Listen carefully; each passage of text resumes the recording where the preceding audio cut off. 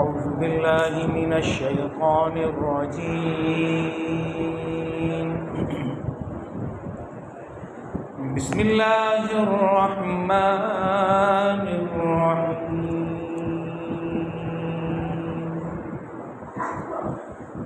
وكأين من نبي قاتل معه ربيون كثير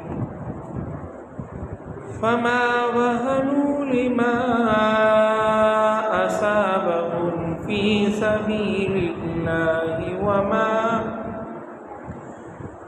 وما ضعفوا وما استقاموا والله يحب الصابرين.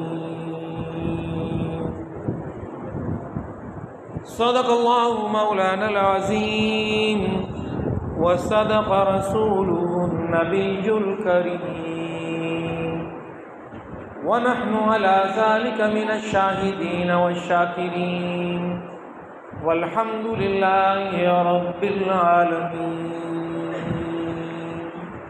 درود شریف پڑھ لیجیے گا. اللهم صل على سيدنا مولانا محمد وعلى آل محمد كما صليت على إبراهيم وعلى آل إبراهيم إنك حميد مجيد. اللهم بارك على محمد وعلى آل محمد كما باركت على إبراهيم وعلى آل إبراهيم إنك حميد مجيد.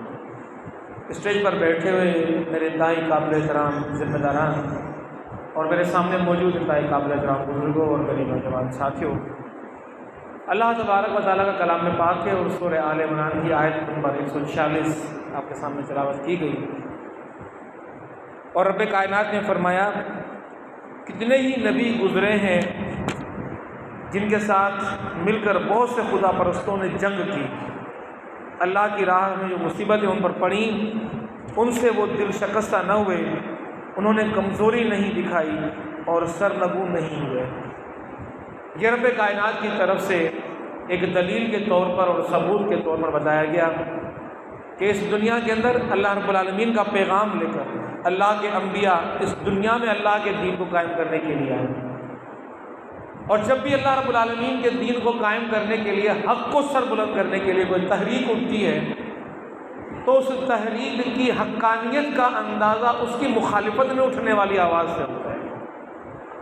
اگر کوئی تحریک معاشرے میں اٹھ جائے اور معاشرے کی باطل قوتوں کو اس سے کوئی خوف نہ ہو، وہ سکون سے بیٹھی رہے، ان کو کوئی پریشانی لاحق نہ ہو، تو سمجھ لیجئے کہ یہ تحریک اس تحریک کی دنیا کے اندر تحریکوں کے دائرے کے اندر انقلابی تحریک نہیں ہے کہ جس سے باطل کو کوئی خوف نہیں ہے. اللہ رب العالمین واضح طور پہ فرماتا ہے کہ وَكَأَيٍّ مِّن نَبِيٍّ قَاتَلَ، ان سے پہلے کتنے نبی ایسے گزر چکے ہیں کہ ان کے ساتھ مل کر بہت سے خدا پرستوں نے جنگ کی. خدا پرست مل گئے ان نبیوں کے ساتھ اور مل کر جنگیں کی. مجھے بہت اچھے طریقے سے واقعہ یاد آتا ہے. اسلامی جمعیت طلباء کے تنظیم سازی کے حوالے سے زرعی یونیورسٹی نظام میں کام ہو رہا تھا، پہلے سے کام چل رہا تھا. صرف اسلامی جمعیت طلباء نہیں تھی بلکہ وہاں پر اور بھی دعوتی تنظیمیں موجود تھیں. تبلیغی جماعت بھی موجود تھی، دعوت اسلامی موجود تھی، اصغریہ بھی موجود تھی، اہل تشیع کی تنظیم. لیکن ایک ایسا ہوا کہ اسلامی جمعیت طلباء کے کمروں میں موجود جو ساتھی تھے ان کے کمروں پر حملے شروع ہو گئے، سامان اٹھا کے کمروں سے باہر پھینک دیا گیا. جب بات اس حد تک بڑھ گئی کہ لوگ بالکل گلے پڑ گئے اور لڑائی بڑھائی پر اتر آئے تو ان سے مکالمے کی ایک صورت نکالی گئی، اور اتفاق سے مکالمے میں خود شامل تھا. تو میں نے وہاں کے موجود قوم پرستوں کے سربراہ سے کہا کہ ایسا کیا معاملہ درپیش آ گیا ہے کہ آپ نے یہ اتنا شدید رد عمل لیا ہے، ایک عرصے سے کام چل رہا ہے. انہوں نے کہا کہ ہم نے سنا ہے کہ اس تنظیم کے 100 لوگ اس یونیورسٹی کے اندر تیار ہو گئے ہیں. تو میں نے کہا 4,500 طلباء کی یونیورسٹی میں 100 لوگ کیا کر سکتے ہیں؟ اس نے کہا کہ نہیں، یہ 100 لوگ وہ 4,500 لوگوں کے برابر نہیں ہیں. وہ 4,500 لوگ وہ دنیا بنانے کے لیے یونیورسٹی کے اندر آئے ہیں، اور ہم یہ جانتے ہیں کہ یہ شہادت کا جام نوش کرنے کے لیے اس یونیورسٹی کے اندر یہ 100 لوگ شامل ہو گئے. یہ 100 ان 4,500 لوگوں پر بھاری ہے. یہ گواہی باطل خود دے رہے ہیں. ہلچل مچ گئی، بے قراری ہو گئی، ایکشن کمیٹی بن گئی، اجلاس ہو گیا تمام تر قوم پرست تنظیموں کا کہ یونیورسٹی کے اندر بہت بڑا خلاف معمول واقع ہو گیا ہے، اس کی روک تھام کے لیے، اس کے سد باب کے لیے کام کرنا چاہیے. تو میں نے کہا یہ ایسا معاملہ دعوتی تنظیموں کے معاملے میں کیوں نہیں ہوا؟ وہ موجود تھی وہاں پر، لیکن ان کو ڈر نہیں تھا، کہ وہ للکارتی نہیں تھی، وہ مد مقابل نہیں ہوتی تھی، وہ سامنے نہیں آتی تھی، وہ مقابلہ نہیں کرتی تھی۔ خدا کہہ رہا ہے کہ کئی انبیاء ایسے گزرے ہیں کہ جن کے ساتھ خدا پرستوں نے مل کر جنگ کی۔ یہ نشانی ہے جنگ کی، یہ نشانی ہے انقلاب کی، یہ نشانی ہے اقامت دین کی۔ ابھی آپ کے سامنے قرآن پاک کی آیتوں کا ترجمہ کیا گیا، تلاوت کی گئی۔ ہاشمی صاحب نے قُلْ اهْبِطُوا مِنْهَا جَمِيعًا فَإِمَّا يَأْتِيَنَّكُم مِّنِّي هُدًى فَمَن تَبِعَ هُدَايَ فَلَا خَوْفٌ عَلَيْهِمْ وَلَا هُمْ يَحْزَنُونَ۔ آپ نے ذرا آیت پہ غور کیا ہوگا کہ فَإِمَّا يَأْتِيَنَّكُم مِّنِّي هُدًى، جب میری طرف سے ہدایت تمہارے پاس آ جائے، کوئی راستہ نہیں بچتا، کوئی معاملہ نہیں ہے، کوئی اور چیز ہی نہیں موجود، کوئی اور راستہ ہی نہیں ہے کہ جس کے اوپر تم چلو۔ فَمَن تَبِعَ هُدَايَ فَلَا خَوْفٌ عَلَيْهِمْ وَلَا هُمْ يَحْزَنُونَ، اس ہدایت کے اوپر تمہیں چلنا ہے۔ سوال یہ پیدا ہوتا ہے کہ وہ ہدایت کس صورت میں آئی ہے؟ وہ ہدایت نبی کے دل پر القا ہوئی، وہ جبرائیل امین لے کر آئے۔ کہیں موسیٰ علیہ السلام کو تختیوں پر تحریر کی صورت کے اندر ملی، اور وہ ہدایت محمد مصطفیٰ صلی اللہ علیہ وسلم نے تحریر کروائی، کھال کے چھلکوں کے اوپر، درخت کے چھلکوں کے اوپر، کھال کے اوپر، جس کو جو چیز مل گئی تختیوں کے اوپر لکھی گئی۔ تو تحریر کی صورت میں وہ جو تحریر کردہ عبارت تھی، وہ تحریر کردہ عبارت لٹریچر کہلاتا ہے۔ یہ لٹریچر قرآن پاک کی صورت کے اندر بھی آیا، اور یہ لٹریچر آقا نامدار حضرت محمد مصطفیٰ صلی اللہ علیہ وسلم کی احادیث کی صورت میں بھی آیا۔ یہ زبانی بھی سنایا گیا، یہ تحریر کر کے پہنچایا بھی گیا، دونوں صورتوں کے اندر لٹریچر موجود ہوتا ہے۔ ایک چیز یہ کہ میں نے ایک چیز پڑھی، یہ کتابیں میں نے جو ابھی آپ کے سامنے رکھی ہوئی ہیں، آج کے اس موضوع کی تیاری کے لیے میں نے اٹھائیں، ان کتابوں کی میں نے روزگردانی کی، پڑھا، ان کی صفات کو جو کچھ سمجھ میں آیا میں آپ کے سامنے بیان کر رہا ہوں۔ تو یہ بھی ایک لٹریچر ہے جو زبان کے ذریعے سے آتا ہے، جو تقریر کے ذریعے سے آتا ہے، جو گفتگو کے ذریعے سے آتا ہے، جو مکالمے کے ذریعے سے آتا ہے، جو گروپ ڈسکشن کے ذریعے سے آتا ہے، جو اسٹڈی سرکل کے ذریعے سے آتا ہے، یہ بھی لٹریچر ہے۔ اور وہ بھی لٹریچر ہے کہ ہم نے کسی کو کتاب ہاتھ میں تھما دی کہ اس کو ذرا پڑھ لو، دیکھ لو کہ اس میں کیا لکھا ہوا ہے، اس کو پڑھتا ہے تو لٹریچر کی دونوں صورتیں ہمارے سامنے موجود ہوتی ہیں۔ اب میں پلٹ کے آتا ہوں اپنے موضوع کی طرف۔ میرا جو آج کا موضوع آپ کو بتایا گیا کہ نظریاتی تحریکوں میں لٹریچر کی اہمیت، یہ جو نظریاتی تحریکیں ہیں، لیکن پہلی بات ہے کہ نظریہ ہوتا کیا ہے، اس کو بھی سمجھنے کی ضرورت ہے۔ نظریہ معاشرے کے اندر طرز زندگی کے لیے اصول اور وضع کردہ قوانین اور معاملات کہ جن کو کوئی لوگ اٹھا کر اپنے لیے طے کر دیں گے اس کے مطابق آئندہ زندگی گزرنی ہے، یہ نظریہ کہلاتا ہے۔ اور ہر ایک اپنا نظریہ ہوتا ہے۔ فلسفی آف لائف ہر ایک کی ڈفرینٹ ہوتی ہے۔ جیسے کہ وہاں پر قوم پرستوں نے کہا ہم دنیا کے لیے جینے آئے ہیں، اور وہاں پر انہوں نے خود ہی کہا کہ تم آخرت کے لیے جینے آؤ۔ تمہارا اور ہمارا معاملہ اس دنیا کے اندر مٹ بھیڑ کا، ٹکراؤ کا تو طے شدہ ہے نا، کہ تم آؤ گے تو لڑو گے ہم سے، اور تم موت کے لیے لڑو گے اور ہم زندگی کے لیے لڑیں گے۔ موت اور زندگی کے لیے لڑنے والوں میں فرق ہوتا ہے، ان کے رویوں میں فرق ہوتا ہے، ان کے معاملات کے اندر فرق ہوتا ہے۔ تو نظریاتی تحریک ہوتی کیا ہے؟ سب سے پہلی بات تو اس تحریک کو سمجھنے کی ضرورت ہے کہ تحریک کہتے کس کو ہے، اور تحریک کے بنیادی عناصر ان کو سمجھنا ضروری ہے۔ تحریک کے لیے سب سے پہلی بات جو آپ کو بتا دی گئی کہ رب ذوالجلال نے نبی کو بھیجا، آدم علیہ السلام کو بھیجا۔ یہ آیتیں آدم علیہ السلام کے حوالے سے ہیں سورہ بقرہ کے اندر، قُلْ اهْبِطُوا مِنْهَا جَمِيعًا فَإِمَّا يَأْتِيَنَّكُم مِّنِّي هُدًى فَمَن تَبِعَ هُدَايَ فَلَا خَوْفٌ عَلَيْهِمْ وَلَا هُمْ يَحْزَنُونَ۔ وہ جو ہدایت آپ کو دی جائے گی، وہ ہدایت آپ کا نظریہ ہوگا، وہی اسکول آف تھاٹ ہوگا آپ کا، وہی فلسفی آف لائف ہوگی جو اللہ رب العالمین کی طرف سے آپ کو مل جائے گی۔ تو اہل ایمان کے لیے نظریہ حیات قرآن اور سنت رسول کے علاوہ کچھ بھی نہیں ہے۔ جو کچھ قرآن میں لکھا ہوا ہے، جو کچھ سنت میں لکھا ہوا ہے، یہی ہمارا نظریہ ہے، یہی ہماری فکر ہے، اور اسی کے لیے ہم جیتے ہیں اور اسی کے لیے ہم لوگ مرتے ہیں۔ تو کوئی بھی تحریک جس میں تحرک ہو، جس میں موومنٹ ہو، جو معاشرے کے اندر برپا ہو جائے، پھیل جائے، بڑھ جائے، اور جو معاملے معاشرے کے اندر نکل کر کھڑی ہو جائے، سب سے پہلی چیز دیکھی جاتی ہے کہ اس کے پیچھے نظریہ کیا ہے۔ اگر نظریہ اس کے پیچھے طاقتور اور مضبوط ہے تو پھر باطل کے اندر، باطل کے ایوانوں کے اندر لرزش آ جاتی ہے، خوف چھا جاتا ہے، پریشانی لاحق ہو جاتی ہے کہ یہ تو بڑا خطرناک نظریہ لوگ لے کر اٹھے ہیں۔ ان کے نزدیک تو معاملہ یہ ہے کہ ساری حاکمیتیں ختم کرنی ہیں، کیسر کو ختم کرنا ہے، کسرا کو ختم کرنا ہے، عرب کی پرانی جاہلیت کو ختم کرنا ہے، زرتشتی کے نظام کو ختم کرنا ہے، بت پرستی کے نظام کو ختم کرنا ہے۔ یہ محمد جو باتیں کر رہے ہیں مکے کے معاشرے کے اندر، اس کو عام بات نہ سمجھو، کھڑے ہو جاؤ، آؤ ان کو دباؤ، آؤ ان کو ختم کرو۔ اگر یہ زندہ رہ گئے، یہ باقی بچ گئے تو معاملہ یہ ہے کہ پھر تم میں سے تمہارے نظریات میں سے کوئی چیز باقی نہیں بچی.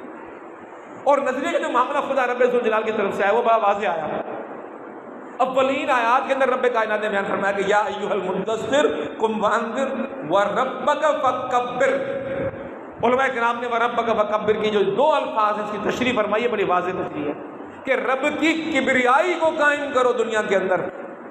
رب کی کبریائی، رب کی بڑائی، رب کی مرضی، رب کا حکم، رب کے احکامات، طرز زندگی، معاشرت کے جو اصول رب نے دیے ہیں معاشرے کے اندر، ان کو قائم کرنے کے لیے آپ نے معاشرے کے اندر جدوجہد کرنی ہے، ٹکرانا ہے معاشرے کے اندر باطل قوتوں کے ساتھ.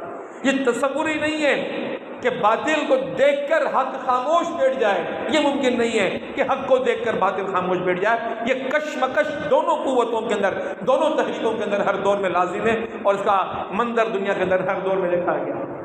یاد رہے قل اهبطوا منها جميعا فإما يأتينكم مني هدى فمن تبع هدايا فلا خوف عليهم ولا هم يحزنون سے اس نظریے کی بنیاد دنیا کی زمین پر ڈلی. لیکن دنیا کے اندر یہ نظریہ، یہ مقصد، یہ پہلے نہیں آیا، پہلی مرتبہ زمین پر نہیں آیا تھا. اس سے پہلے بھی اس نظریے کا اعلان رب کائنات نے آسمانوں پر عالم مخلوقات کے اندر کر دیا تھا.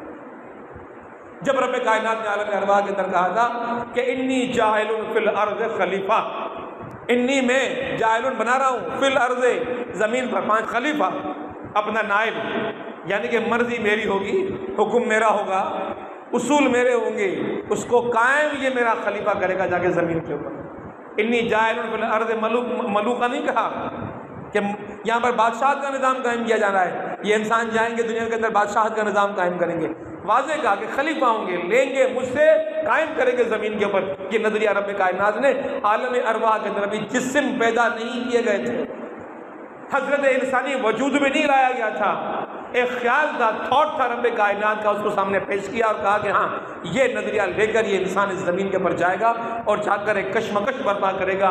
اس کے ساتھ ایک مد مقابل ایک اور ہوگا جس کا نام شیطان ہوگا. شیطان نے اس وقت مخالفت کر دی، کہا کہ نہیں یا رب ذوالجلال، یہ اعزاز تو مجھے ملنا چاہیے خلافت کا، یہ اس انسان کو کیوں مل رہا ہے؟ اس طرح انسان کی پیدائش سے قبل ہی ایک انسان کا ازلی دشمن پیدا ہو گیا. اب رب کائنات نے یہ حق و باطل کی کشمکش انسان کے زمین پہ آنے سے پہلے جنت سے شروع کر دی. الذی خلق الموت والحیات لیبلوکم ایکم احسن عملا. یہ جو ابتلا پیدا ہوگی، لیبلوکم، آزمائش ہوگی، یہ آزمائش ہوگی اسی بات پر کہ اس نظریے پہ کون چلتا ہے، اس نظریے کو ترک کون کرتا ہے، اس نظریے کو قائم کرنے کی جدوجہد کون کرتا ہے، اور اس نظریے کے لیے اٹھ کر کھڑے ہونے والا کون ہوتا ہے. رب کائنات نے اس آزمائش کو زمین کے اوپر چھوڑ دیا. انسان اس دنیا کے اندر اس آزمائش کے لیے آیا. قرآن ہی کہتا ہے الذی خلق الموت، موت پہلے، ہم موت میں تھے، زندگی بعد میں ملی. الذی خلق الموت والحیات لیبلوکم ایکم احسن عملا. یہ دیکھنا چاہتا ہوں کہ احسن عمل کون کرتا ہے. بٹائی نے اسی آیت کے پس منظر میں کہا کہ نمازو روزہ پڑ چمو کب او کو بے اوپر ہم جیسا پس جے پڑی کے. یہ اہل سندھ اس بات کو جانتے تھے. بھٹائی کی اگر سمجھ میں ہی نہیں ہوئی تو ہی صرف نمازوں، روزہ، حج، زکات ان معاشرے میں جب کو بھی اختیار کرے تب معاشرے میں عام جو طاغوت کی قوت ہے، طاغوت کی جگہ حکمرانی تو کوئی فرق کون پڑتا. اگر سارے پاکستان کے بسنے والے طاغوت کو یہ کہہ دیں کہ نمازیں، روزہ، حج اور زکات یہ ہم کرنا چاہتے ہیں تو کسی کو اعتراض نہیں ہوگا. اگر کربلا کے میدان سے امام حسین یزید سے یہ کہتے کہ بس تم نمازیں پڑھنے کی اجازت دے دو، حج کی اجازت دے دو، روزے کی اجازت دے دو، زکات کی اجازت دے دو، ہمارا تم سے کوئی جھگڑا نہیں ہے، اس کے ساتھ بسم اللہ آ جاؤ، مجھے تو کوئی اعتراض نہیں، تم نمازیں پڑھتے رہو، روزے رکھتے رہو، حج کرتے رہو، زکات دیتے رہو.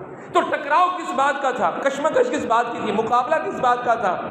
معلوم یہ ہوگا کہ نظریے کا مقابلہ تھا، تھاٹ کا مقابلہ تھا. اور نظریہ کیا تھا؟ اہل ایمان کو یہ کہا گیا تھا کہ مرضی اللہ کی ہوگی اور بندہ اللہ کا خلیفہ اور نائب ہوگا، زمین پر اللہ کی مرضی چلائے گا. آقا نامدار نے بھی یہی کیا، خلفائے راشدین نے بھی یہی کیا. آگے اس راستے کے اندر پل باندھا جا رہا ہے تو حسین نظریاتی تحریک کے علم بردار کی صورت کے اندر کہ اقامت دین کے اس معاملے کے اندر یہ بادشاہت رکاوٹ بننے جا رہی ہے، اس بادشاہت کے خلاف اٹھ کر کھڑے ہو جاتے ہیں. تحریک کی پہلی بات میں نے آپ کے سامنے پیش کی، کوئی تحریک نہیں ہے جب تک تحریک کے پاس مقصد نہ ہو. پھر یہ بات الگ سے آتی ہے کہ تحریکیں تو ساری مقاصد لے کے چل رہی ہیں. عام سے عام تحریک بھی، اگر آپ کی برادری کی کوئی تحریک ہے، محلے کی کوئی تحریک ہے، صفائی کرنی ہے جی محلے کے اندر، یہ بھی ایک تحریک ہے. آپ نے لوگوں کو اس دھندے پہ لگا دیا، کام پہ لگا دیا. اور یہ بھی ایک تحریک ہے کہ آپ نے غریبوں کے لیے، مسکینوں کے لیے امداد کے راستے مقرر کر دیے، یہ بھی کام کرنے کا انسانیت کی بھلائی کا کام ہے، یہ دنیا میں ہوتا رہا ہے، پہلے بھی ہوتا رہا ہے۔ یہ مشرکین مکہ بھی کام کیا کرتے تھے بھلائی کے کام، کہ جب لوگ آتے تھے حج کرنے کے لیے، پیاسے ہوتے تھے، ان کو پانی پلانے کے لیے لوگ مقرر کر دیے جاتے تھے، ان کو پانی پلایا کرتے تھے، یہ ان کی قدیم روایتیں تھیں۔ لیکن اصل جو نظریہ بنتا ہے وہ نظریہ بنتا ہے کہ اس نظریے کے نتیجے کے اندر باطل کی پیشانی پر کتنی شکنیں آتی ہیں، ان کے ایوانوں میں کتنا کوہرام مر جاتا ہے کہ اب یہ 70 لوگ مرد ہیں، کل 200 کا قافلہ ہے، اگر حجاز سے نکلا ہے، بیت اللہ کو چھوڑ کے نکلا ہے، تو یزید کو پریشانی کیوں ہو گئی ہے اتنی؟ کیوں اس کے تخت کو یہ محسوس ہونے لگا کہ خطرہ ہے؟ اس لیے کہ ان کے پاس جو دعوت اور نظریہ اور فکر ہے، یہ نظریہ دعوت اور فکر وہ نظریہ دعوت اور فکر ہے کہ جو اس قوت کے ساتھ اس معاشرے میں قبولیت حاصل کرے گی، لوگ اس کے ساتھ جڑ جائیں گے اور مل جائیں گے۔ جس طرح قرآن پاک کی آیت کے اندر کہا گیا کہ کئی نبی تھے گزرے دنیا سے کہ جن کے ساتھ حق پرستوں نے، حق کے ماننے والوں نے ساتھ دیا، ان کے ساتھ مل کر لڑے۔ یہ ممکن نہیں ہے کہ نظریہ موجود ہو اور نظریے کا ساتھ دینے والے موجود نہ ہوں۔ اسی لیے یہ بات دنیا کو بتائی گئی کہ بظاہر حسین کے ساتھ 70 لوگوں نے جامع شہادت نوش کیا، لیکن اس ایک حسین کا قتل رہتی دنیا تک کے لوگوں کو پیغام دے گیا کہ نظریہ اتنا اعلیٰ اتم اور اتنا اعلیٰ درجے کا ہے کہ انسانی زندگیاں کبھی بھی اس کی برابری نہیں کر سکتی، ساری زندگیاں اس کے لیے فنا اور قربان کی جا سکتی ہیں۔ قتل حسین اصل میں مرگ یزید ہے، اسلام زندہ ہوتا ہے ہر کربلا کے بعد۔ تو یہ کربلا ایک مقصد کے لیے برپا ہوئی تھی، تحریک کسی مقصد کا نام ہوتا ہے، امام حسین اس تحریک کو لے کر چلے۔ اس تحریک کے لیے جو دوسری چیز ہوتی ہے وہ بڑی ضروری ہے، اس کو سمجھنا چاہیے۔ دنیا کے اندر کوئی بھی تحریک کامیاب نہیں ہو سکتی جب اس تحریک کو ماننے والے اس کے کارکن پیدا نہ ہو جائیں۔ بغیر کارکنوں کے کوئی تحریک نہیں ہوتی۔ آپ نے دنیا کے اندر کوئی تحریک نہیں دیکھی ہوگی کہ تحریک برپا ہو گئی، کارکن اس کا کوئی بھی نہیں ہے۔ لے کر چلنے کے لیے کارکنان کی ضرورت پڑتی ہے، ممبرز کی ضرورت پڑتی ہے۔ لیکن یہ بات دوبارہ ذہن میں رکھ لیں، تحریکیں موجود ہیں، مقاصد موجود ہیں، دنیا کے اندر کوئی فرق نہیں پڑ رہا کہ تحریک دنیا کے اندر موجود ہے تو کیا اس سے اسلام کو کیا فائدہ ہے، کفر کو کیا نقصان ہے۔ معاملہ یہ ہے کہ تحریک کے ساتھ کارکن کا ہونا بہت ضروری ہے۔ میں آپ کے سامنے ایک کرامتی تحریک اٹھی تھی، عبید اللہ بن کیروان کا سربراہ تھا سن 8ویں ہجری اور مسلمانوں کے اندر۔ اس نے لوگوں سے کہا کہ اسلامی تعلیمات کو لوگوں نے صحیح سوچ کے ساتھ نہیں لیا، اور عقل اللہ رب العالمین نے انسانوں کو دی ہے۔ اس کی تحریک کا مقصد، جس مقصد کو لے کر وہ چلا کہ دین میں چلو ضرور لیکن عقل کے ساتھ چلو، اور یہ بڑا اہم معاملہ تھا، ایک بڑی اہم فکر تھی جو لوگوں کو دی گئی کہ جو چیز تمہیں عقلی دلائل پر پوری نظر نہ آئے اس کو رد کر دو، اس کو چھوڑ دو، اس کو ترک کر دو۔ تو وہ عقلی دلائل کی بنیاد پر دین کو لے کر چلنے کے لیے اٹھا اور اس کے بڑے پیروکار بن گئے، اس کو کارکن مل گئے۔ معاملہ یہ ہوا کہ اس نے اپنے پیروکاروں سے اس عقل کی، میں ایک مثال دینا چاہتا ہوں آپ کو۔ اس نے کہا کہ تم جو اس معاشرے کے اندر، اپنے گھروں کے اندر جن کے ساتھ پیدا ہوتے ہو، تمہاری بہنیں تمہارے ساتھ پرورش پاتی ہیں، کھیلتی ہیں، مزاج کو سمجھتی ہیں، طبیعت سے واقف ہیں، آپ کے ٹھنڈے گرم مزاج کو سمجھتی ہیں، حالات کو سمجھتی ہیں۔ جب بڑے ہو جاتے ہو تو اپنی بہن دوسرے کو دے کر آتے ہو، دوسرے کی بہن اٹھا کے اپنے پاس لے کے آتے ہو کہ جو آپ کے مزاج کو نہیں سمجھتی۔ پھر وہ اپنے ماننے والوں کو لکھتا ہے، خطوط موجود ہیں کہ اگر تم نے عقل سے کام لینا ہے تو یہ باہر کی عورتیں لانا چھوڑو، اپنی بہنوں سے شادیاں کرو، یہ عقل کے عین مطابق۔ نظریہ تھا، نظریہ موجود ہے تحریر کے اندر آج بھی۔ کارکن سارے تتر بتر ہو گئے، چھوڑ کے چلے گئے، بھائی یہ کیسی بات کر رہا ہے، اس کے پیچھے کون چلے گا؟ تو تحریک صرف مقصد سے نہیں چلتی، تحریک کو کارکن بھی چاہیے۔ وہ مقصد جو اس نے اٹھایا تھا وہ آج بھی موجود ہے، لیکن کارکن اس کا موجود نہیں ہے۔ تو تحریک بغیر کارکن کے نہیں ہوتی، تحریک کے لیے کارکن ضروری ہوتا ہے۔ اور کارکن کے بعد جو تیسری چیز آتی ہے اس کا نام ہے قیادت۔ پہلی بات مقصد، دوسری بات فالوورز، کارکنان، اور تیسری بڑی اہم جو اس کے لیے بڑی اہمیت کی رکھنے والی چیز ہے وہ اس کی قیادت، لیڈرشپ۔ لیڈرشپ اگر موجود ہوگی تو لیڈرشپ کے پیچھے لوگ چلیں گے، لیڈرشپ ان کو لیڈ کرے گی، قانون وضع کرے گی، اصول وضع کرے گی، تنظیمی ضابطے طے کرے گی، لوگ پیچھے چلیں گے۔ اللہ تبارک و تعالیٰ نے سب سے پہلے مقصد طے کروایا انسان کی پیدائش سے پہلے، پھر لیڈر دیا پیغمبر کی صورت کے اندر، اور اس کے بعد یہ ساری امت کارکنان کے طور پہ ساری انسانیت پھیلا کر رکھ دی کہ ان کو پکارو، ان میں سے صالحین کو جمع کرو اور انقلاب برپا کر دو۔ تو جتنی بھی انقلابی تحریکیں ہیں، میں اپنے موضوع کو سمیٹتا ہوا آ رہا ہوں، جتنی بھی انقلابی تحریکیں معاشرے کے اندر موجود ہوں، وہ تحریکیں لیفٹ کی ہوں، وہ تحریکیں رائٹ کی ہوں، وہ تحریکیں سبز انقلاب کے لیے اٹھی ہوں، وہ تحریکیں سرخ انقلاب کے لیے اٹھی ہوں، دونوں قسم کی تحریکوں کے پاس مقصد بھی تھا، دونوں قسم کی تحریکوں کے پاس کارکنان بھی تھے، اور دونوں قسم کی تحریکوں کے پاس لیڈرشپ بھی موجود تھی۔ اب یہاں پر تحریکوں کا آپس میں مقابلہ ہو جاتا ہے، کشمکش پیدا ہو جاتی ہے معاشرے کے اندر، اور معاشرے کے اندر پھر ہم نے کہا لوگوں سے، جب ان سے ہماری گفتگو ہو رہی تھی قوم پرستوں سے، کہ تم گھبراتے کس بات سے ہو؟ نظریہ لے کر تم بھی چل رہے ہو، نظریہ لے کر یہ بھی چل رہے ہیں، آؤ دیکھتے ہیں کس کے نظریے میں طاقت ہے۔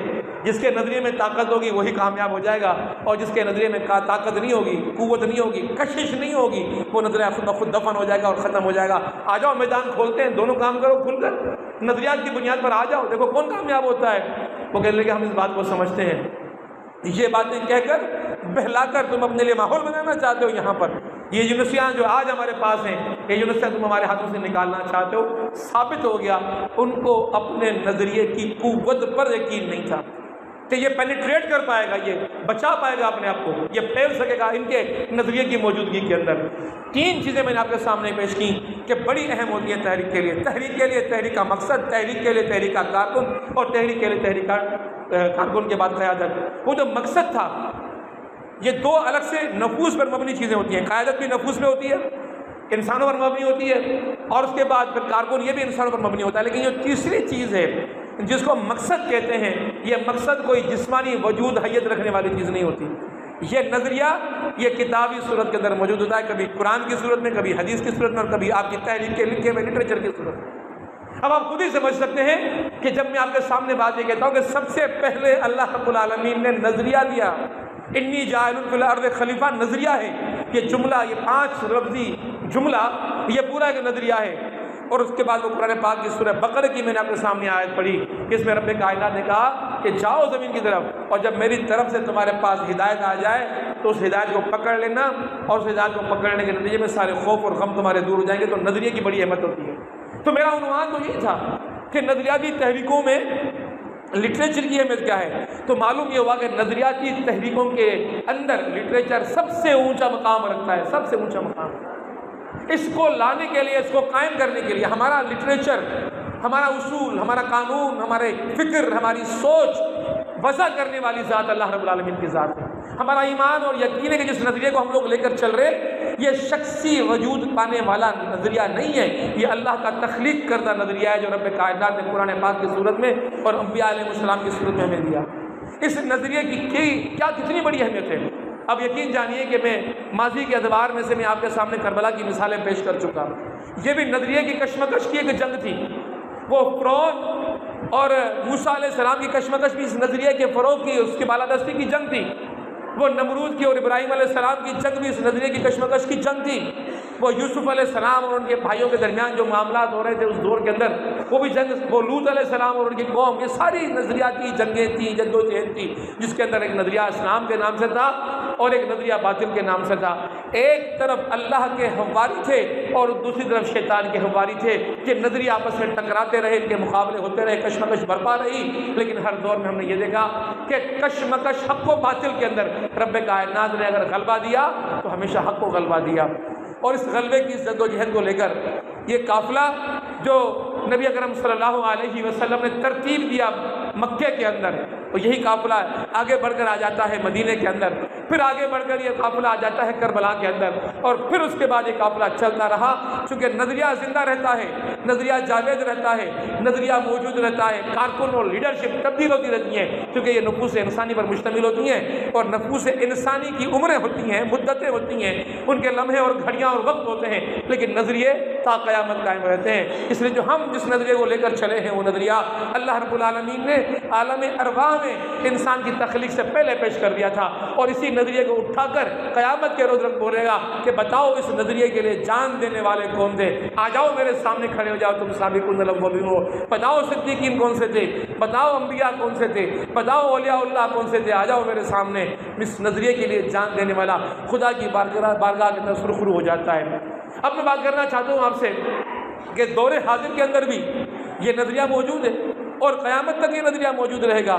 تو اس نظریے کو لے کر اٹھنے والا دور حاضر کے اندر کون ہے؟ ہمارے سامنے اس دنیا کے اندر ایک وقت وہ آیا کہ صرف 3 اسلامی ملک دنیا کے نقشے پر باقی بچے، باقی سارے ممالک پر استعماری قوتوں نے قبضے کر لیے۔ ایران تھا، اس کے بعد ترکی تھا، اس کے کچھ حصوں پر غلبہ تھا، ایک اور ملک تھا شاید چھوٹا سا ملک تھا ایک اور، 3 ممالک تھے جو سر ممالک کے سروں کے اندر باقی بچے، باقی تمام تر استعماری اور لیفٹی قوتوں کے قبضے کے اندر آ گئے تھے۔ لیکن اسی دور کے اندر یہ بات بھی ذرا سمجھیے گا کہ جس دور میں بھی باطل سر اٹھا کے بولتا ہے، باطل کو دبانے والے خدا خود ہی پیدا کر دیتا ہے۔ یہ وقت ایک ضرورت ہوتی ہے، اور اس کی مثال مجھے سندھ سے نظر آئی۔ آپ ذرا سندھ کے حالات پہ غور کریں کہ سندھ میں 60 کا عشرہ اور 70 کا عشرہ کیسی کتابیں لکھی جا رہی ہیں؟ جی نٹھو آمو لکھی جا رہی ہے، سندھو جی سانجا لکھی جا رہی ہے، ایسی کتابیں لکھی جا رہی ہیں اس میں خدا کے وجود کو، دین اسلام کو، نظریہ اسلام کو، فکر اسلام کو بڑے دلیری کے ساتھ زبردستی مروڑ کر توڑ کر لوگوں کے سامنے پیش کیا جا رہا تھا۔ آپ لوگ شاید واقف نہ ہوں کہ اس سندھ میں سے ایک ایسا سپوت بھی پیدا ہوا جس کے ناموں سے بہت سے لوگ واقف نہیں ہیں، کہ اس اکیلے بندے نے 12 مضامین لکھے، 12 کتابوں کو اٹھایا، ان باطل نظریات پر مبنی نظریات کے خلاف اس نے قلم اٹھایا اور لٹریچر کے میدان کے اندر ایسا معرکۃ الآراء کام کر دیا کہ وہ بیچارہ تو اللہ کی راہ میں واپس چلا گیا، اللہ کے پاس واپس چلا گیا، لیکن آج تک اس کی لکھی ہوئی تنقید کا جواب دور جدید کا آج کا بھی یہ نقاد جو آج اس کے پاس بیٹھا ہوا ہے، لیفٹ کے پاس بیٹھا ہوا ہے، ادیب بیٹھا ہوا ہے، رائٹر بیٹھا ہوا ہے، نہیں دے پایا۔ جی ایم سید کی کتاب جی نٹھو آمو، سندھو جی سانجا اور سندھ یا سرما، 3 کتابوں پر اس نے قلم اٹھایا اور ایسا حشر کیا جی ایم سید کی تحریروں کا کہ معلوم یہ ہونے لگا کہ جی ایم سید کی تحریریں یہ تحریریں طفلانہ تو ہو سکتی ہیں، بچکانہ تو ہو سکتی ہیں، جاہلانہ تو ہو سکتی ہیں، عالمانہ نہیں ہو سکتی۔ آج تک وہ لوگ جواب نہیں دے سکے۔ شیخ ایاز پر تنقید لکھی، شیخ ایاز جواب نہیں دے پایا۔ رسول بخش پلیجو کی کتاب پر تنقید لکھی، رسول بخش پلیجو جواب نہیں دے پایا۔ ابراہیم جویو پر تنقید لکھی، ابراہیم جویو جواب نہیں دے پایا۔ ان تمام کو لاجواب کر کے ان کے زہر کے اثرات کو زائل کر کے وہ اللہ کا بندہ پیدا ہوا، اور تھوڑے عرصے کے اندر 41 سال کی عمر کے اندر وہ اللہ کو پیارا بھی ہو گیا۔ تھا کون؟ لاڑکانہ کے اندر رہنے والا ایک عام سا کلر تھا بیچارہ، آبپاشی کے محکمے کے اندر وہ کام کیا کرتا تھا۔ لیکن معاملہ یہ تو میں نے چھوٹی سی مثال آپ کے سامنے پیش کی۔ تو جب یہ معاملہ اور حالات ایسے ہو جاتی ہے، فطری معاملہ بھی ایسے ہی ہے کہ جب یہ گھٹن ہو جاتی ہے، ہوا بند ہو جاتی ہے، پسینے میں انسان شرابور ہو رہا ہوتا ہے، سانس اٹھانا مشکل ہو رہی ہوتی ہے، اور بادل جب برسنے کے لیے آ رہے ہوتے ہیں تو بادلوں کو معلوم ہوتا ہے زمین بڑی پیاسی ہے، اس پیاسی زمین پر خود کو ٹپکایا تو کچرے کا وجود کتنی دیر کے لیے رہ سکتا ہے، اس بلبلے کا وجود کتنی دیر کے لیے قائم رہ سکتا ہے۔ تو قطرے زمین پہ آنے سے گھبرا رہے ہوتے ہیں، لیکن پھر کیا ہوتا ہے، کوئی ایک قطرہ آگے بڑھتا ہے، وہ آسمان سے زمین کی طرف آتا ہے، زمین پہ گرتا ہی وہ دفن ہو جاتا ہے، لیکن اس ایک نے جو زمین پر آنے کا کام کیا، باقی اس کے پیچھے چل پڑے اور یہاں سیلاب آ جاتے ہیں، برساتیں ہو جاتی ہیں، زمینیں زرخیز ہو جاتی ہیں۔ تو اسی طرح اس معاشرے کے اندر ایک ہندوستان کے اندر اور ایک مصر کے اندر عالم اٹھے، اور ایک ترکی کے اندر ایک فرد اٹھا، اور ایک ہمارے ایران کے اندر ایک فرد اٹھا، دنیا کے اندر، دنیا کے مختلف گوشوں کے اندر اللہ رب العالمین نے اسی دور کے اندر کہ جب ایسے افراد کی ضرورت تھی کہ وہ اٹھیں اور بکھری ہوئی اس قوم کو، اس امت کو دوبارہ اصل مقصد کی طرف لے کر آ جائیں۔ یہاں سید مودودی رحمۃ اللہ علیہ اٹھے، وہاں حسن البنا شہید مصر کے اندر اٹھے، عرب ممالک کے اندر اٹھے، اور پھر تیسرا بڑا ہمارا جو کمپوننٹ تھا، حصہ تھا مسلمانوں کا، جس نے 800 سال تک دنیا کے اوپر حکمرانی کی، خلافت عثمانیہ یعنی کہ ترکی، وہاں سے سید الزمان نورسی جیسا عالم پیدا کیا۔ اور ان تینوں کی تحریر کا مقصد کیا تھا؟ ان تینوں کی تحریکوں کا مقصد کیا تھا؟ ان تینوں کی کوششوں کا محور کیا تھا؟ وہی نظریہ، وہی فکر، اس کو دنیا کے اندر پروان چڑھانا ہے۔ اور جماعت اسلامی کی جو قیادت کی سید مودودی رحمۃ اللہ علیہ نے کی، مصر کے اندر اخوان المسلمون کی سربراہی حسن البنا شہید نے کی، اور وہاں پر ترکی کے اندر دیکھیں، وہاں کی ترکی کے حالات بڑے شدید مخالف تھے اور خراب تھے۔ یہاں انگریز تھا، وہاں انگریز تھا، وہاں استعماری قوتیں، یورپی قوتیں تھیں مصر کے اندر، لیکن ترکی کے اندر کوئی اور نہیں تھا، ترکی کا اپنا کمال پاشا تھا ترک، جس کو بڑا لوگوں نے لقب دے رکھا وہ تھا کہ جس نے کہا کہ اسلام خلافت عثمانیہ، خود ترکی والے کہتے ہیں کہ اس کو ہم نے اٹھا کے پھینک دیا، ہمیں خلافت نہیں چاہیے، ہمیں تو ترک قومیت چاہیے۔ وہ ترک قومیت کا نظریہ لے کر کھڑا ہو جاتا ہے اور تمام تر ترک قوم کو عربوں کے خلاف کھڑا کر دیتا ہے، ایک کشمکش برپا کر دیتا ہے۔ ایسے حالات کے اندر اسلام کی تحریر پر پابندی لگ جاتی ہے، ایسے حالات کے اندر قرآنی حروف تہجی عربی ختم کر دیا کہ رسم الخط، اور جو لٹریچر اس سے پہلے موجود تھا سارا برباد کر دیا جاتا ہے۔ ایک پوری منظم کوشش ہوتی ہے کہ ترکی سے اسلام کو ملیاں میٹ کر دیا جائے، لپیٹ دیا جائے اور ختم کر دیا جائے۔ تینوں جگہ ہیں، ادھر انگریز بیٹھا ہوا ہے، لیکن عجیب بات یہ ہے کہ 1877 میں، بعض جگہ لکھا ہوا 73 میں علامہ نوروسی پیدا ہوئے، 1906 کے اندر سید مودودی رحمۃ اللہ علیہ، 1904 کے اندر حسن بنا شہید پیدا ہوئے۔ ادوار دیکھ لیں، 21 سال کی عمر میں اخوان المسلمون کی بنیاد ڈالی، 21 سال کی عمر میں حسن بنا شہید نے، 21 سال کی عمر میں سید مودودی رحمۃ اللہ علیہ نے الجہاد فی الاسلام لکھی۔ اب دونوں قائدین ہیں، دونوں قائدین کا رویہ مختلف ہے۔ حسن البنا شہید تحریر مصنف تو ہیں، لیکن تحریر سے زیادہ ان کی علامت اور ان کی شناخت اور ان کی نشانی ان کی تقریر، ان کی گفتگو اور ان کے میلوں ملاقاتوں، بسوں کے اڈوں، سنیما گھروں، ہوٹلوں پر جا کر گفتگویں کرنا، اور ایسی متاثر کن گفتگویں کرنا کہ لوگ جب سننے کے لیے کھڑے ہو جائیں تو مسحور ہو جائیں اور مسحور ہو کر ان کے پیچھے چلنا شروع کر دیں۔ امام حسن البنا شہید نے اس طرح وہاں یہ کام شروع کیا۔ یاد رکھیے گا میری گفتگو میں نے کیا کہا، مصر کی تحریک اخوان المسلمون کا آغاز تقریر سے ہوتا ہے، تحریر سے نہیں ہوتا۔ یہاں سید مودودی رحمۃ اللہ علیہ، وہ 21 سال کی عمر ادھر، یہ 21 سال کی عمر ادھر تحریر سے شروع ہوتا ہے۔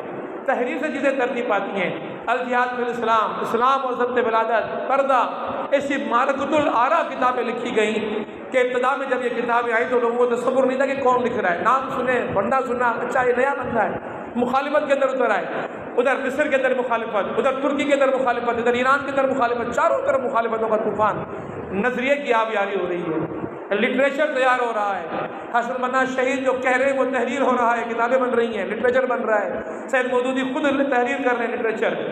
گو کہ اس بات کو بھی سب لوگ تسلیم کریں گے کہ سید مودودی رحمۃ اللہ علیہ کی تقریر بھی معرکۃ الآراء ہوا کرتی تھی، دلائل سے بھرپور ہوا کرتی تھی، لیکن اصل شناخت تقریر کے معاملے میں حسن بنا شہید کو تھی، اور سید مودودی رحمۃ اللہ علیہ کی اصل شناخت تحریر کی بنی، اور دونوں نے لٹریچر دیا۔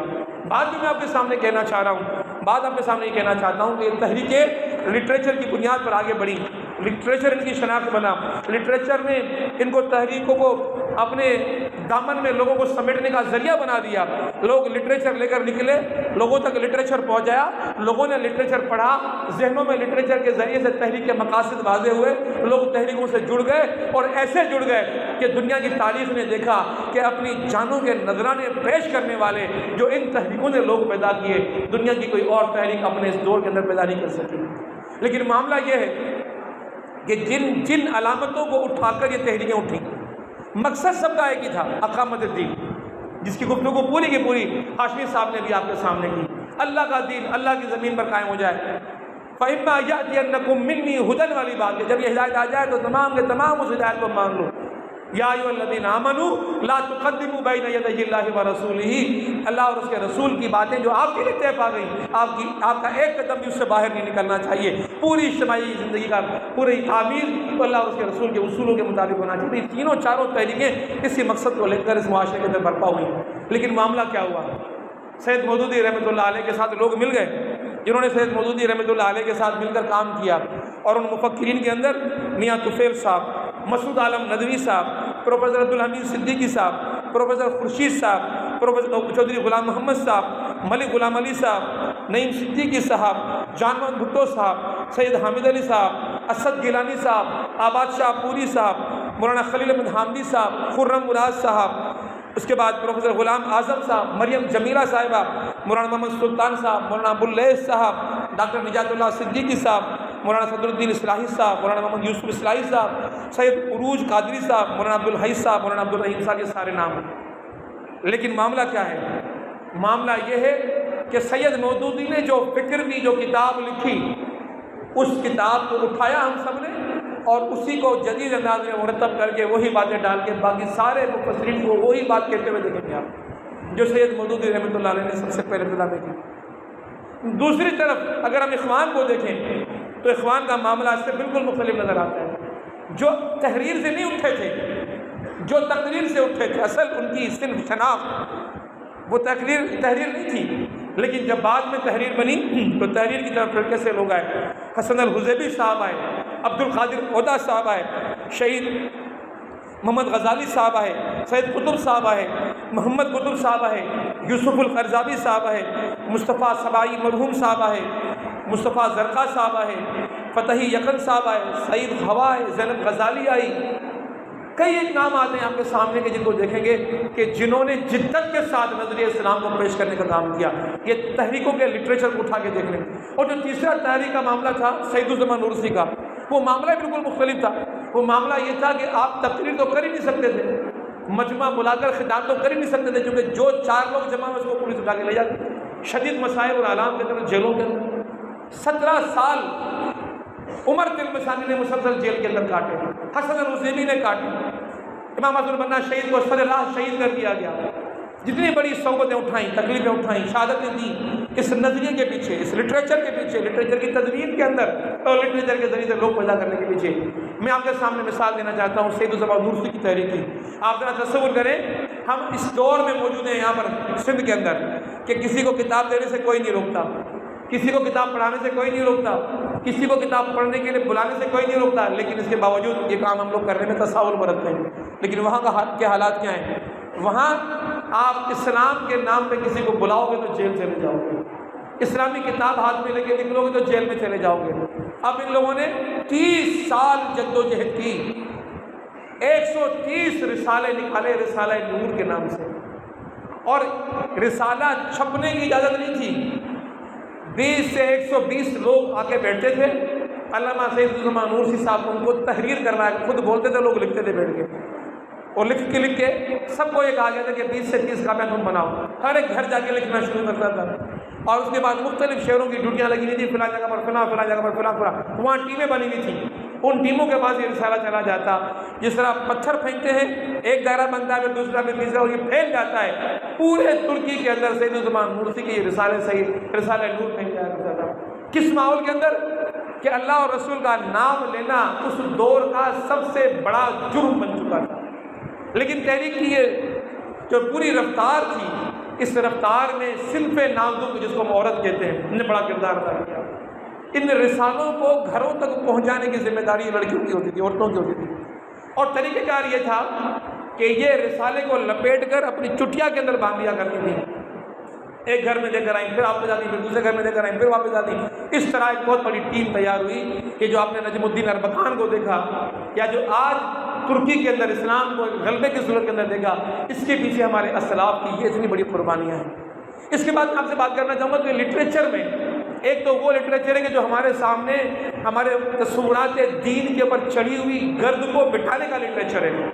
وہ لٹریچر سید مودودی رحمۃ اللہ علیہ نے بھی لکھا، وہ قطب شہید نے بھی لکھا، اور ان دونوں تحریروں کے اندر اگر ہم دیکھیں، جب قطب شہید سے یہ کہا جاتا ہے کہ آپ جو لٹریچر لکھ رہے ہیں، اس لٹریچر کے اندر تو ہمیں یہ نظر آتا ہے کہ سید مودودی رحمۃ اللہ علیہ کے لٹریچر کی جھلک نظر آتی ہے، تو آپ نے برملا اعلان کہا کہ ہاں ہم دونوں کا ماخذ ایک ہی ہے، ہم دونوں کے ماخذ کے اندر کوئی فرق نہیں ہے۔ اسی لیے ان دونوں لٹریچر کے اندر آپ کو ایک ہی چیز نظر آئے گی۔ سید قطب شہید کے الفاظ، مصدرنا واحد، ہمارا ایک ہی مصدر ہے قرآن اور سننا، ہم وہاں سے تعلیم کو اٹھاتے ہیں اور لوگوں تک پہنچاتے ہیں، اس لیے ہمارا معاملہ ایک ہی ہے۔ تو یہ تفاسیر لکھی گئی، لیکن ایمانوں کو بھڑکانے والی اور جذبہ دینے والی تحریریں میں کہتا ہوں کہ آپ لوگ ہم سب کو ضرور پڑھنی چاہیے۔ اور ان کتابوں کے اندر یہ کتاب جو میرے سامنے موجود ہے، عمر تلمسانی کی یادوں کی امانت، اخوان المسلمون کے تیسرے مرشد عام، کیا بیتا اخوان کے اوپر، کس حالات کے اندر انہوں نے دین کا کام کیا۔ آپ زینب الغزالی کی روداد قفس پڑھ لیں، آپ احمد رائے کی کتاب روداد اطلاع پڑھ لیں، آپ ہمارے علی گیلانی صاحب کشمیر کے ہیں، ان کی روداد قفس پڑھ لیں۔ خرم جہاں مراد کو جب جیل میں ڈالا گیا، اب وہ بنگلہ دیش میں موجود تھے، بنگال میں موجود تھے، جیل میں ڈالا گیا فوجیوں کے ساتھ، وہ بھی قید میں آ گئے تھے، ان کی پوری اطلاع کی تاریخ پڑھ لیں، یہ ساری تاریخ ہے۔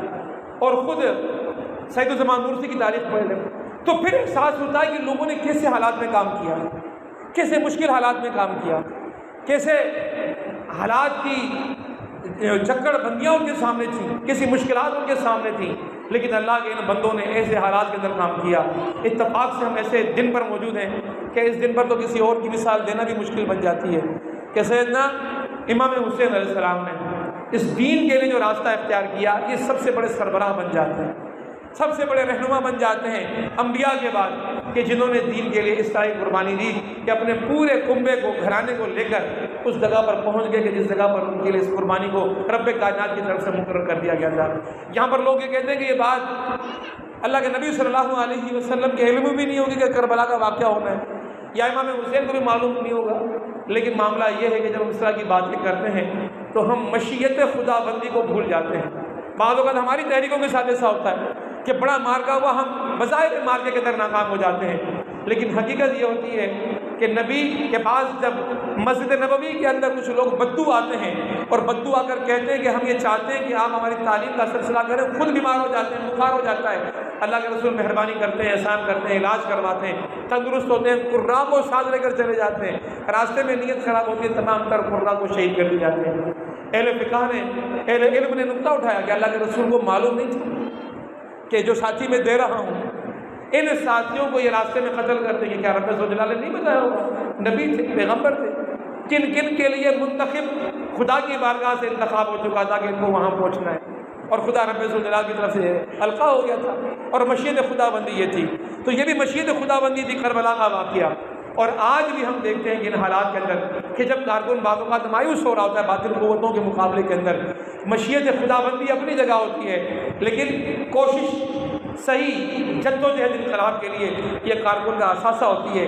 تو بس میں آپ کے سامنے یہی بات کرنا چاہتا تھا کہ ہمیں اس انقلاب کو برپا کرنے کے لیے اپنے کردار کو ادا کرنا چاہیے، اور ذہن میں رکھ لینا چاہیے کہ وہ ایک روایت جو ہم سب کے ہاتھوں میں ہوا کرتی تھی، ایک تھیلا جس کو اٹھا کر ہمارے اسلاف چلا کرتے تھے، اور ہماری نسل نے اپنی آنکھوں سے دیکھا کہ ہمارے اسلاف کے ہاتھوں میں یہ چمڑے کے تھیلے ہوتے تھے، بیگ ہوتے تھے، اس کے اندر کتابیں رکھی ہوتی تھیں، بسوں میں چلتے ہوئے، راہوں میں چلتے ہوئے، دکانوں پر بیٹھتے ہوئے، اوطاقوں پر آتے ہوئے، تھلوں پر بیٹھتے ہوئے یہ کتابوں کی تقسیم کا کام بڑے پیمانے پر ہوا کرتا تھا۔ آج یہ تحریک ایک احساس پایا جاتا ہے کہ لٹریچر سے بہت دور ہو گئی ہے، لٹریچر سے تعلق ٹوٹ گیا ہے۔ بات میں آپ کے سامنے کرنا چاہ رہا تھا، اور مجھے میری بات کا مقصد کب حاصل ہو جائے گا جب یہ بات میں آپ تک منتقل کر چکا ہوں کہ یہ جو تحریکیں ہیں، نظریاتی تحریکیں، ان میں لٹریچر کی کیا اہمیت ہے۔ اگر اس لٹریچر کی اہمیت کو ہم لوگ سمجھ چکے ہوں کہ یہی انقلاب کا پیش خیمہ بنتے ہیں۔ سب سے پہلے لٹریچر بنا ہے، اللہ رب العالمین کی طرف سے نظریہ بنا ہے، فکر بنی ہے، الفاظ کا روپ بعد میں اس کو دیا گیا ہے، اس کے بعد یہ کارکن اور قائدین کا انتخاب رب ذوالجلال نے کیا ہے۔ اسی لیے اقبال نے کہا تھا کہ تیری خودی میں اگر انقلاب ہو پیدا، تیری خودی میں اگر ہو انقلاب پیدا، عجب نہیں کہ یہ چار سو بدل جائے، تیری دعا ہے کہ ہو تیری آرزو پوری، میری دعا ہے کہ تیری آرزو بدل جائے۔ اقبال کہتا ہے جہاں اگرچہ دگردوں ہے قم باذن اللہ، وہی زمین وہی گردوں قم باذن اللہ، کیا نوائے ان الحق و آتشی جس نے، تیری رگوں میں وہی خون ہے قم باذن اللہ۔ بس میرے دوستوں اور بھائیوں، اللہ رب العالمین نے اس تحریک کے ان افراد کا یہ خون ہمارے اندر منتقل کیا ہوا ہے، اس نظریے کی صورت میں اور اس کلمے کی صورت میں۔ آئے ہم سب مل کر کوشش کریں کہ جو ذمہ داریاں ہمارے اسلاف نے ادا کی، اگر ان ذمہ داریوں کو ادا کرنے میں ہم سے کوئی کوتاہی سرزد ہو رہی ہے، اللہ رب العالمین اس کو سے سر پہ نظر فرمائے اور ہم سب کی کوتاہیوں کو معاف فرمائے۔ اقول قولی ھذا استغفر اللہ لی ولکم ولسائر المسلمین فاستغفروہ انہ هو الغفور الرحیم۔